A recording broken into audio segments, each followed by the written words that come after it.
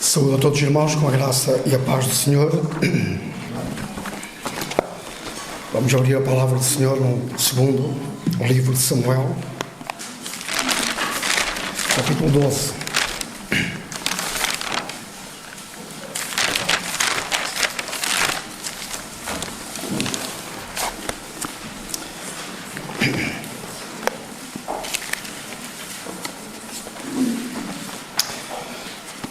Antes de fazermos a leitura, eu queria fazer uma citação do livro de Lamentações de Jeremias, para nós percebermos, e David percebeu isso muito bem, nós citamos esse versículo várias vezes, que diz que as misericórdias do Senhor são a causa de nós não sermos consumidos.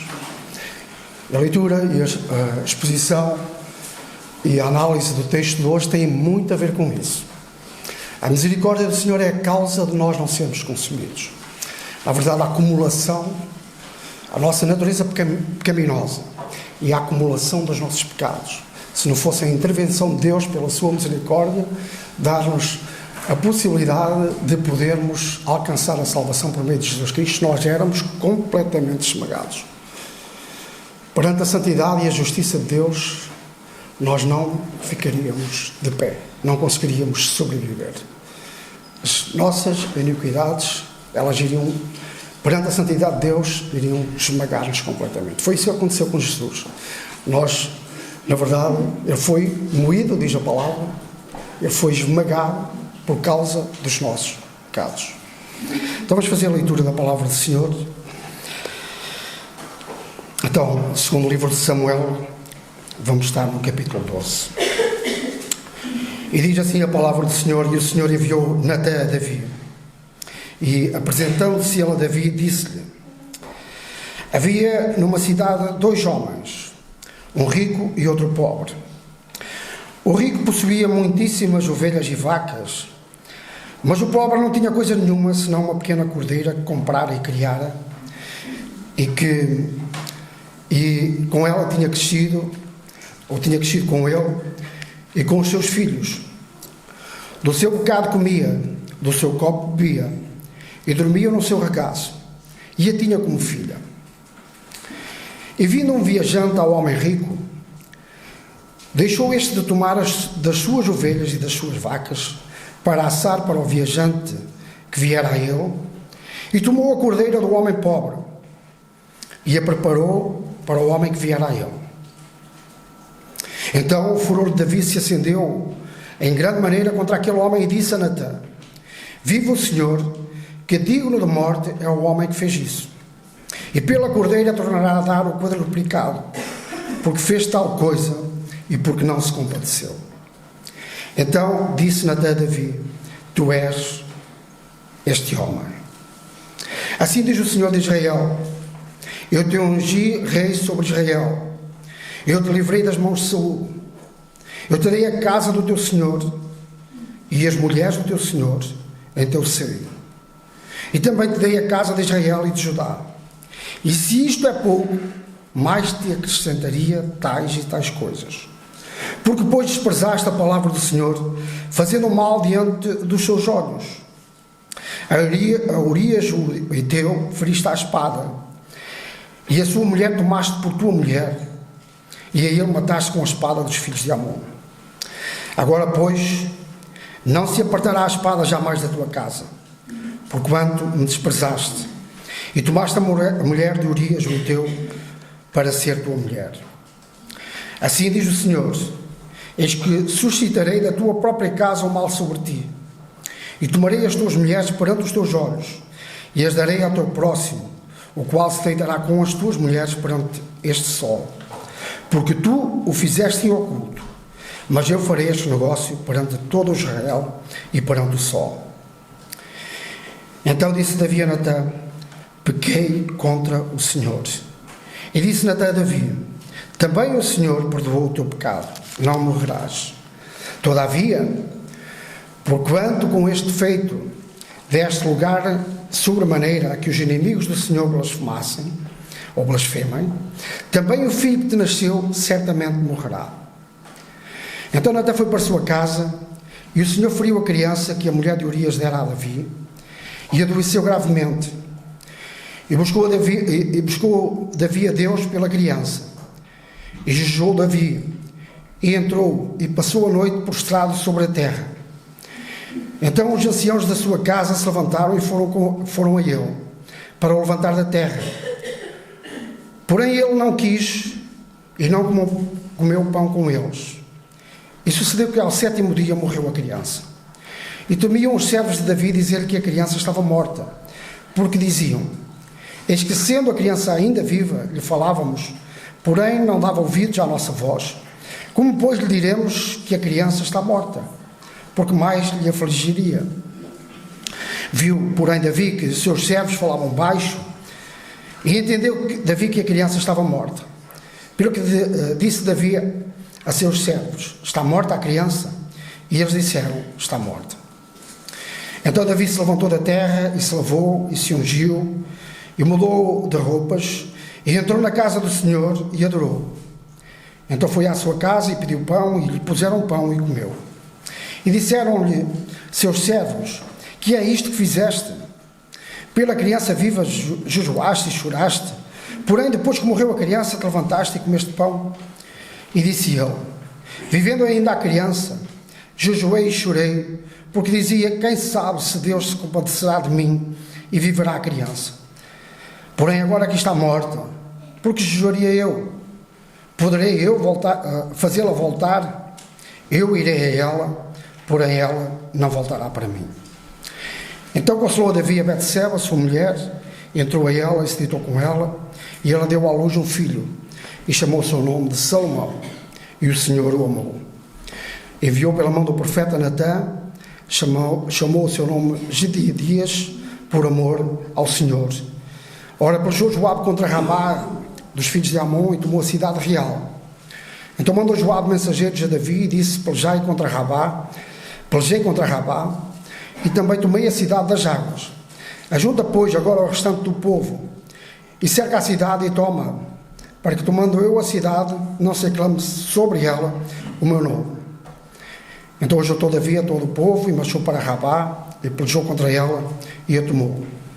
E tirou a coroa da cabeça do seu rei, cujo peso era de 1 talento de ouro, e havia nela pedras preciosas, e foi posta sobre a cabeça de Davi, e da cidade levou muito grande despojo.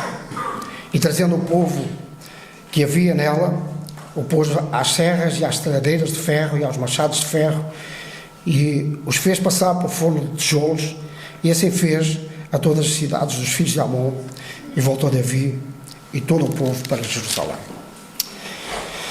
Que o Senhor nos abençoe com a meditação da sua palavra. Hoje não vamos necessitar de começar a nossa exposição, a nossa pregação com uma ilustração. Por vezes isso é apropriado, mas na verdade nós temos, na leitura que fizemos da palavra do Senhor, uma das mais belas ilustrações, mais comoventes ilustrações de como tratar o pecado, como tratar, como chamar o pecador ao arrependimento. Davi tinha acabado de transgredir, de violar 4 dos 10 mandamentos. Ele conhecia a lei de Deus, e nesta altura Davi, de quem a palavra de Deus diz que era um homem segundo o coração de Deus, ele tinha acabado de violar 4 dos 10 mandamentos: cobiça, adultério, mentira e homicídio. E no último versículo que nós lemos na semana passada, que é o versículo 27, o último versículo do capítulo 11, diz o seguinte: e passado o luto enviou Davi e a recolheu em sua casa, a Betseba, e lhe foi por mulher e deu-lhe à luz um filho. E o versículo termina com esta frase: porém esta coisa que Davi fez pareceu mal aos olhos do Senhor. Antes de irmos à análise do texto, eu queria parar um pouquinho porque tudo o que vai acontecer daqui para a frente tem a ver com esta frase que está no último versículo do capítulo 11. Porém, isto que Davi fez pareceu mal aos olhos do Senhor. Este é sempre o resultado do pecado, o efeito do pecado perante os olhos de Deus, que é santo, santo, santo. A reação de Deus quando o homem peca é exatamente esta que nós vemos aqui descrita na palavra do Senhor. Isto que Davi fez pareceu mal aos olhos do Senhor. E tudo o que nós lemos, a leitura que fizemos e a análise que vamos fazer do texto tem a ver com... Tudo acontece por causa disto. Porque o pecado tem este efeito e tem esta reação da parte de Deus, que é santo, santo, 3 vezes santo. Quando pecamos, a reação de Deus é exatamente esta. Isto parece mal aos olhos de Deus. É preciso perceber o que é realmente o pecado. Uma palavra que está a cair em desuso, mas que faz todo o sentido nós percebermos exatamente aquilo que é realmente pecado. A Bíblia diz-nos que o pecado é a transgressão da lei da palavra de Deus e é profundamente ofensivo para Deus. Deus sente-se ofendido na sua santidade perante os atos pecaminosos. Qual é o problema? Nós hoje assistimos em alguns casos, na maioria dos casos, à legalização por parte das entidades humanas do pecado. Não há pena, há situações, há práticas pecaminosas que estão a ser legisladas e aprovadas no nosso Parlamento e por não somente em Portugal, mas em outros países. Portanto, nós assistimos à legalização do pecado e à normalização dos atos pecaminosos. Isto é importante para nós para todo o ser humano e particularmente para aqueles que se aproximam de Deus e fazem profissão de fé em Deus. Portanto, nós estamos a assistir à legalização e à normalização dos atos pecaminosos em muitas áreas da vida humana e particularmente na área sexual. E já vamos dar alguns exemplos para nós percebermos na prática o que é que isto significa. Então temos todo o ato pecaminoso é altamente ofensivo para Deus, mas por outro lado temos o comportamento humano que se está a desviar da palavra de Deus e a legalizar e a normalizar e a aceitar socialmente práticas e atos pecaminosos. Portanto, temos esta situação que é o confronto direto entre aquilo que é a vontade de Deus, santo, e aquilo que é o desvio da palavra de Deus, de seguir a palavra de Deus por parte do homem. Atos pecaminosos. E vamos falar de algumas coisas que hoje quase não se pode falar. Nós corremos o risco de sermos levados à justiça por defendermos a prática de uma vida de acordo com a palavra de Deus. Nós temos que perceber que há riscos hoje que corremos quando nos levantamos para defender aquilo que é a santidade, a justiça e as práticas que são orientadores para a vida humana daquilo que é a vontade de Deus. Estamos a falar de coisas que não são aceitas dentro do arraial daqueles que creem, evangélico, mas também podemos falar de coisas que já estão a ser aceitas dentro do meio chamado evangélico. É que o pecado às vezes é tão agressivo que nós com facilidade repulsamos e manifestamos a nossa opinião que somos contra aquelas práticas e atos pecaminosos, mas também pode ser tão subtil que já tem aceitação. Atos pecaminosos tais como casamentos homossexuais, prática homossexual, que é muito antiga, Mas nós não devemos esquecer que Deus já interveio.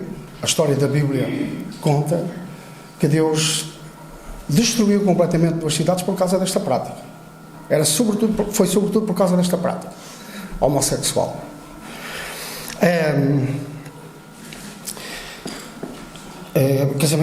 Os casamentos, a aceitação da homossexualidade, e essas coisas são assim agressivas. Elas mexem connosco, mexem com a nossa forma de entender e também com aquilo que é o nosso conhecimento daquilo que é a vontade de Deus. Não é difícil nós manifestarmos contra essas práticas de atos pecaminosos, porque são bastante agressivas. Mas, por exemplo, isso já tem respaldo legal no nosso país. Já há lei que suporta esse tipo de pecado, esse tipo de prática. A pessoa não está a cometer nenhum crime. Em Portugal, se fizer isso, não está a cometer nenhum crime, como na maior parte dos países do mundo, à exceção dos países mais muçulmanos. Aí as coisas mudam um bocadinho de figura. Mas nos países ocidentais isso é uma prática normal e que já tem respaldo legal. Mas, por outro lado, também temos as práticas de atos pecaminosos que são aceitos socialmente em todo o lado. Aqui na nossa aldeia, que tem a ver, por exemplo, com uniões de facto. Estamos a falar de coisas mais sutis. Com uniões de facto, que têm a aceitação social. Eu vou ali à pastelaria, vou tomar o meu café, converso com pessoas, e nós vivemos num país que 90 e não sei quantos % das pessoas são católicas, professam uma fé cristã, mas que aceitam socialmente completamente a prática da união de facto, como se isso não fosse problema nenhum. Então estamos a falar de algo que já é socialmente aceito. O pecado, a Bíblia não aprova esse tipo de relacionamento. A prática sexual fora do casamento, segundo os padrões de Deus, não tem respaldo bíblico, não tem base legal bíblica, e a pessoa está em pecado. Mas já estamos a viver um tempo em que há completamente a aceitação social desse tipo de prática, como se isso fosse perfeitamente normal. Mas não nos esqueçamos que a Bíblia, ela dá a diretriz para o comportamento do homem. Tudo o que é fora da palavra de Deus é pecado. Pode ser aceito, nós podemos tentar dar uma explicação que possa nos parecer lógica, mas a verdade, tudo o que é fora da palavra de Deus, do ensino da palavra de Deus, é pecado. E é ofensivo para Deus. E o povo de Deus, infelizmente, estas práticas já entraram dentro dos arraiais do povo evangélico. Só falta serem normais. Mas essas práticas de pecado já entraram dentro dos arraiais do povo. O povo de Deus é chamado para andar diante de Deus em santidade. E eu falei no princípio. A leitura que nós fizemos, ela tem aquilo que o Daniel já apresentou, o perdão de Deus, a misericórdia de Deus, mas tem consequências quase trágicas, que estão aqui na passagem também. Tem consequências. O ato pecaminoso tem uma consequência eterna, mas pode já ter consequências aqui. E nós já vamos ver isso mais ao pormenor. Deus Santo. Eu só queria ler um versículo no Salmo 90, 95. O povo de Israel pecou muitas vezes contra Deus. E no Salmo 95, versículo Vamos ler a partir do versículo 6. 95:6 diz: ouvindo, adoremos e prostremo-nos, ajoelhemos-nos diante do Senhor que nos criou, porque Ele é o nosso Deus e nós povo do seu pasto e ovelhas da sua mão. Se hoje ouvires a sua voz, este aviso da parte de Deus, se hoje ouvires a sua voz, não endureçais os vossos corações, assim como na provocação, como no dia da tentação no deserto, quando vossos pais me tentaram, me provaram e viram a minha obra. E as consequências: 40 anos eu estive desgostoso com esta geração e disse: é um povo que erra de coração e não tem conhecido os meus caminhos. Isto é o pecado voluntário. Há coisas que acontecem na nossa vida que são momentos instantâneos em que nós, de uma forma pouco atenta, caímos em pecado. E há outra coisa que é, em consciência, conhecendo a palavra de Deus, vivemos em pecado, não temos no pecado e não saímos dele. Para essas pessoas não há perdão. Esta passagem trata do perdão de uma pessoa arrependida, não de uma pessoa que permanece no seu pecado. Então, o pecado, todo o pecado, é um ato de provocação a Deus. Voltemos à passagem. Vamos agora ao texto que nós lemos. Perante o que tinha acontecido, isto pareceu mal aos olhos do Senhor, o que Davi fez. Deus envia o seu profeta Natã, que é usado de uma forma muito especial. Este homem de Deus, este profeta, é usado de uma forma magistral para chamar Davi à razão daquilo que ele tinha feito, despertar a consciência de Davi para aquilo que realmente, o pecado que ele tinha cometido.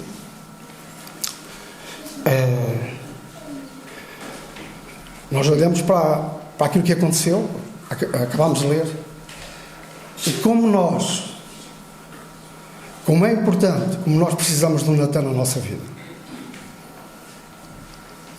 A melhor coisa que nos pode acontecer quando nós caímos em pecado é aparecer alguém, Deus enviar um Natã. Natã é uma pessoa muito importante. Irmãos, todos nós em alguma altura da vida, e infelizmente somos Davi, pecamos. Mas também, em alguma altura da vida, nós podemos e devemos ser Natã, uns para com os outros. Percebem a ideia? Todos nós, em alguma altura da vida, e infelizmente em muitas alturas da vida, nós somos Davi, a precisar que alguém venha ter connosco. É um ato de misericórdia, quando alguém se aproxima de nós e, com muito amor, como fez, com muita sabedoria, faz o que Natã fez com Davi. Desperta a sua consciência pelo pecado. Isso é que levou Davi ao arrependimento. Então todos nós somos Davi em alguma altura da vida, mas todos nós devemos ser Natã também para levar essa mensagem de despertar a consciência para o pecado. A pior coisa que nós podemos fazer uns aos outros é vermos a pessoa em pecado e calarmos a nossa boca. Não queremos incomodar a outra pessoa. Tome atenção. A Bíblia fala no consentimento dos pecados alheios. Isso tem consequências para a pessoa e para a pessoa que vê e não avisa.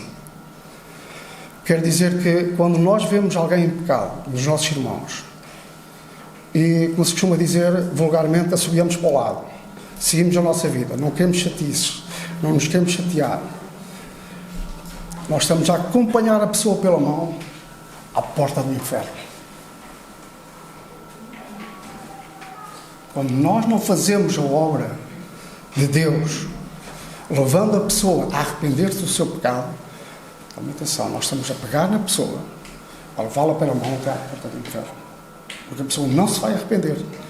E diz a palavra que Deus vai requerer o sangue dessa pessoa, de nós. Então é muito importante nós fazermos este trabalho. A mensagem que Natan levou. Natan contou uma história a Davi.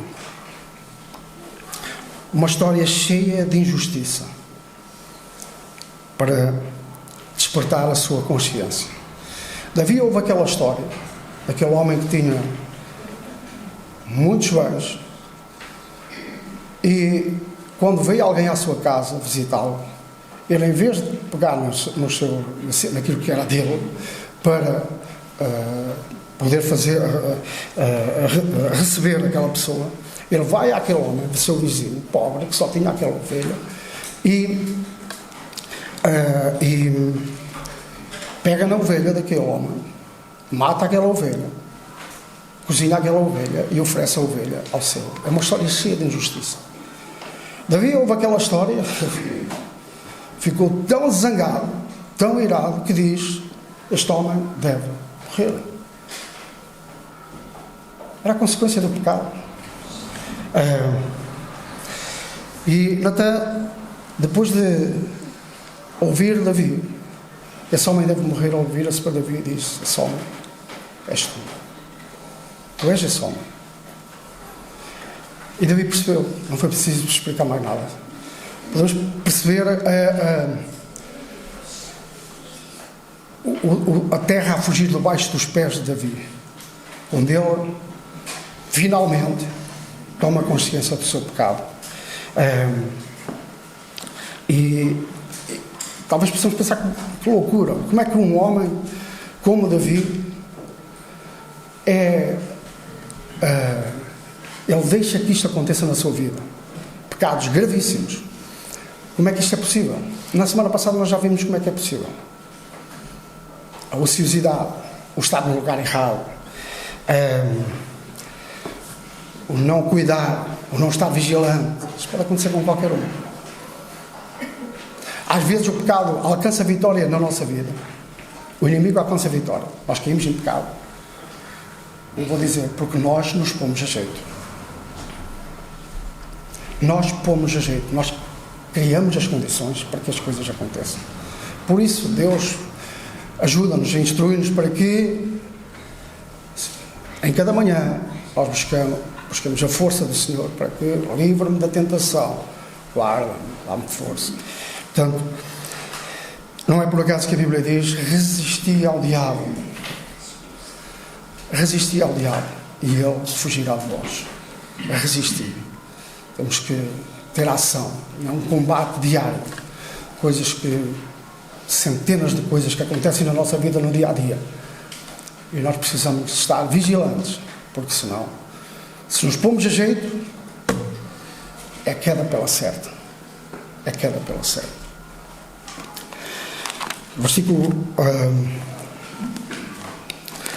Versículo 7 e 8. Depois de Davi tomar consciência do seu pecado, Deus começa a tratar com este homem. A primeira coisa que Deus faz é lembrar a Davi tudo quanto ele tinha feito por ele. E é interessante a forma como Deus termina.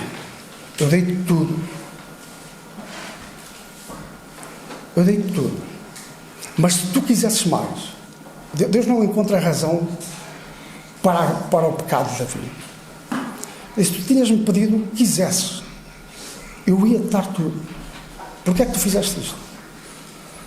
Então, 7 e 8 diz: então disse Natan: Davi, tu és este homem. E depois Natan, ele fala em nome do Senhor e diz: assim diz o Senhor, Deus de Israel: eu te ungi rei sobre Israel, eu te livrei das mãos de Saul, eu te dei a casa do teu Senhor, as mulheres do teu Senhor, em teu seio também te dei a casa de Israel e de Judá. E se isto é pouco, eu te acrescentaria tais e tais coisas. Então, Deus cria condições para que Davi tivesse uma vida em que estas coisas não acontecessem. Assim acontece connosco. Deus, Ele provém, Ele acompanha-nos, Ele está disponível para que nós o busquemos em cada dia para resistir ao diabo, porque é uma luta que nós não conseguimos vencer sozinhos. Ela só alcançamos vitória por meio de Jesus Cristo. Deus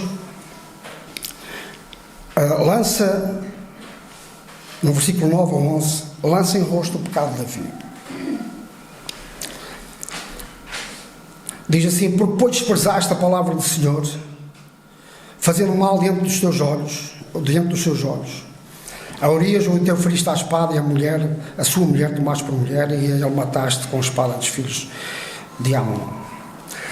Deus lança em rosto os pecados de Davi e revela quais vão ser as consequências. Nós já vamos tratar do perdão, mas antes nós, seguindo o texto, nós vamos falar das consequências do pecado de Davi. Deus quer fazer de Davi um exemplo. E ele diz como é que vai fazer isto. O pecado, Davi, vai ter consequências. Versículos 9 a 11 diz assim: 9 já lemos, ele lança o pecado, depois diz: agora, por causa disto, por causa do que tu fizeste, não se apartará a espada jamais da tua casa, porquanto me desprezaste, e tomaste a mulher de Urias o Heteu para a tua mulher. Assim diz o Senhor: eis que suscitarei da tua própria casa o mal sobre ti. Tomarei as tuas mulheres perante os teus olhos, e as darei a teu próximo, o qual se deitará com as tuas mulheres perante o sol, porque tu o fizeste em oculto, mas eu farei este negócio perante todo Israel e perante o sol. Deus faz de Davi um exemplo. Que é importante. Nós temos esse princípio na Bíblia. Às vezes nós olhamos, eu conversava com um amigo meu que trabalhou comigo uns anos, já está na eternidade, e dizia: o Antigo Testamento é um livro, é uma coisa sanguinária, é só sangue, só morte. E muitas das ações de Deus no Antigo Testamento para disciplinar o povo era arrancar o mal do meio do povo. O pecado surgia, Acã fez uma coisa quando o povo de Israel entrou à conquista da terra prometida, fez uma coisa que Deus disse para não fazer, e ele e a sua família foram mortos, para que o exemplo, a misericórdia do Senhor é a causa de nós não sermos consumidos. Mas no nosso desvario nós podemos pecar, e Deus pode querer fazer de nós um exemplo. E isso não é uma coisa do Antigo Testamento. No Novo Testamento, logo no início, nós vemos Deus a usar duas pessoas que mentiram, fazendo delas um exemplo para toda a igreja, para que o temor de Deus caísse sobre a igreja. Isso é realmente algo que Deus pode fazer, e neste caso Deus fez de Davi um exemplo. Tu fizeste escondido, mas eu vou fazer a mesma coisa. Vou pegar nas tuas mulheres e dá-las ao teu próximo, diante de todo o povo de Israel. A história de Davi muda esta situação, este capítulo, o capítulo anterior e este, muda um pouquinho a história de Davi. Aquilo que tinha acontecido até ali, as vitórias, tudo aquilo que Davi tinha feito, o comportamento de Davi, a história de Davi muda radicalmente a partir deste episódio. O que vai acontecer daqui para a frente, nós vamos estudar, é bem diferente daquilo que nós já estudámos até aqui. As consequências do pecado a nível da nação, a nível social, têm implicações até na própria nação. Nada há encoberto que não venha a ser revelado. Os nossos segredos mais escondidos, Deus tem reservado um dia em que todos os nossos segredos são revelados. Aquilo que nós não queremos que ninguém saiba. Nossos pensamentos, atos pecaminosos feitos às escondidas, Deus tem um dia que vai trazer à luz todas as coisas. Nada há que não venha a ser revelado. Versículo 13.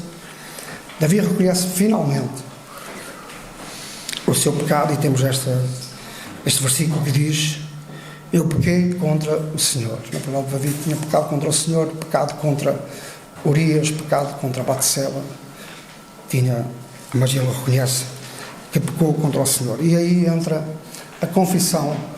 Nós no texto não temos, mas temos o Salmo 51, que já lemos, em que Davi reconhece o seu pecado. Contra ti, Senhor, pequei. E já lemos no início, os irmãos podem voltar a ler em casa, para não ocuparmos mais tempo. O Salmo 51 fala exatamente, é a oração que Davi fez neste momento em que é confrontado com o seu pecado e arrepende-se diante do Senhor, e o Senhor perdoou, porque o versículo termina: não morrerás. Eu disse no início que os nossos pecados eles iriam esmagar-nos. O homem sem Deus está num processo destrutivo. Ele destrui-se a ele próprio. O homem sem Deus está num processo destrutivo. Nós temos tanta violência no mundo. E onde é que está Deus? Não, é o homem, é o coração do homem. O homem sem Deus está num processo destrutivo. Ele vai de mal a pior, como diz a palavra de Deus. E só Deus pode resgatar o homem do seu pecado. Arrependido, Davi, eu pequei contra ti. E o profeta diz: e o Senhor perdoou-te, não morrerás.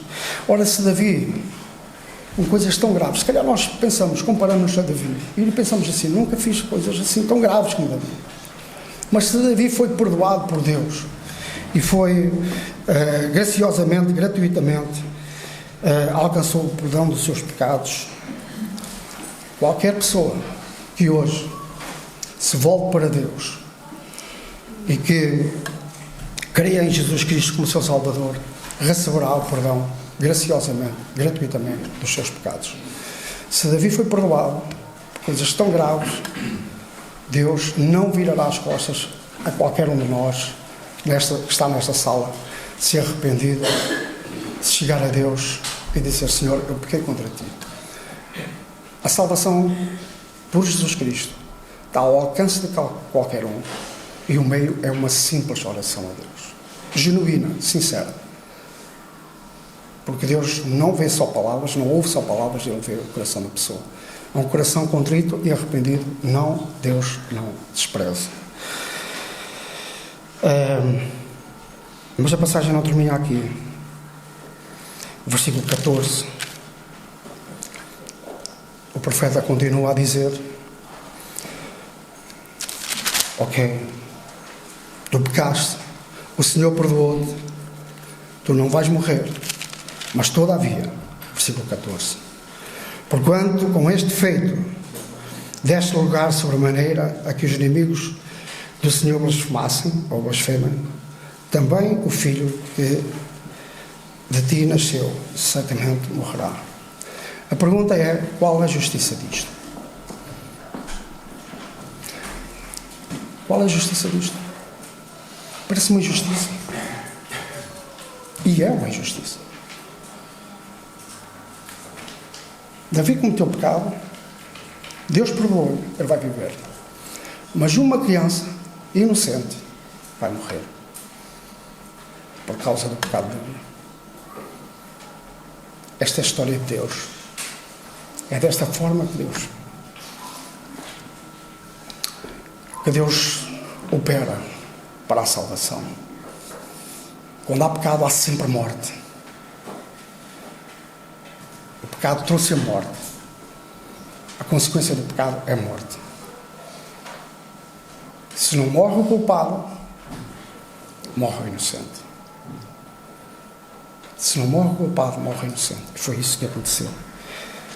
Jesus Cristo, o verdadeiro inocente, o único que não tinha culpa nenhuma, ele que não tinha pecado, não tinha que morrer por causa do pecado. Diz a palavra de Deus que ele se fez pecado por nós. Assim como aqui, o verdadeiro culpado, ele não morreu, foi perdoado. Mas uma criança inocente, por causa do pecado, morreu. Jesus Cristo aquele que não tinha pecado, ele se fez pecado por nós. Diz-nos a palavra que ele levou os nossos pecados. E Deus, na sua pureza, na sua santidade, foi um momento tão difícil que Jesus enfrentou esse momento sozinho, na cruz, levando os nossos pecados. E disse do alto da cruz aquelas palavras: Deus meu, por que me desamparaste? Era como se Deus não pudesse contemplar aquela cena, não por causa do sofrimento, e se arrepende dos seus pecados. Ele é perdoado e tem a vida eterna. Então, esta substituição, esta obra de substituição que foi feita por Deus, a partir do versículo 15 até ao versículo 23, trata da reação de Davi a esta situação. A criança adoece mortalmente, Davi prostra-se diante de Deus, recusa-se a comer, recusa-se a ser consolado e intercede diante de Deus. Davi diz: talvez Deus se compadeça. E tudo isto aponta-nos para o Calvário, aponta-nos para a cruz. Quando Jesus diz: Deus meu, por que me desamparaste? E quando diz também, em oração: Pai, se possível, passa de mim este cálice, esse sofrimento. Então, a obra tinha que ser consumada, assim como a sentença de Deus sobre esta criança inocente, ela iria ser cumprida. Davi postou-se, orou ao Senhor, mas a sua oração não foi ouvida, não foi respondida como ele queria. Jesus orou: Pai, se possível, passa de mim este cálice. Mas, contudo, não se faça a minha vontade, mas sim a tua vontade. Poderíamos dizer que, em todas as orações do Senhor, esta foi a única que não obteve uma resposta positiva. Porque, na verdade, estava estabelecido, desde o início, que Jesus iria dar a sua vida pelos pecadores, que somos nós. Nós merecíamos a morte, mas o inocente foi sacrificado em nosso lugar. Basta aceitar a Jesus para receber de Deus a salvação e o perdão dos pecados. Então, esta é a reação de Davi, e a partir do versículo 24 nós temos um relato de mais uma das vitórias de Davi, e da fidelidade de um homem que conquistou. Na leitura que nós fizemos, nós vimos a cidade estava praticamente conquistada, mas ele manda chamar a Davi.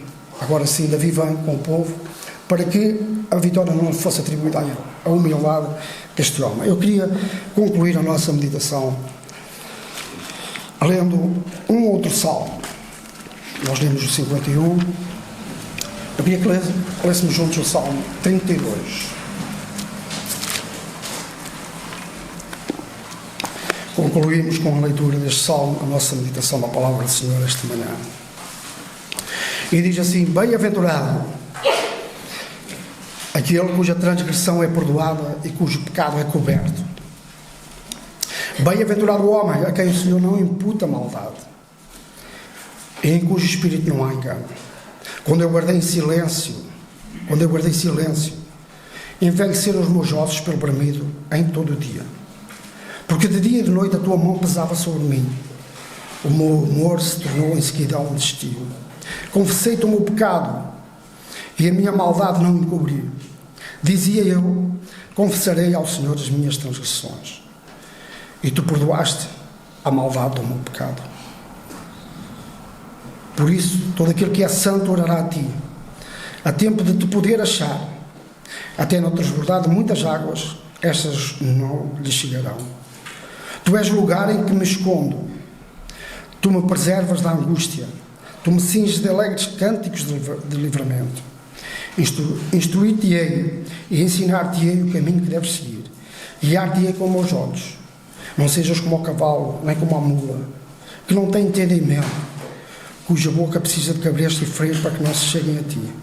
O ímpio tem muitas dores, mas aquele que confia no Senhor, a misericórdia o cercará. Alegrai-vos no Senhor e regozijai-vos vós justos, e cantai alegremente todos vós que sois retos de coração. Que o Senhor abençoe a sua palavra aos nossos corações. Que está alguém que está incomodado com o pecado, Jesus Cristo Ele está pronto a receber a tua oração. Ser sincero, genuíno com Deus. Só precisas fazer isso. Ser sincero com Deus, arrepender-te do teu pecado e alcançarás o perdão de Deus. Que o Senhor abençoe a sua palavra.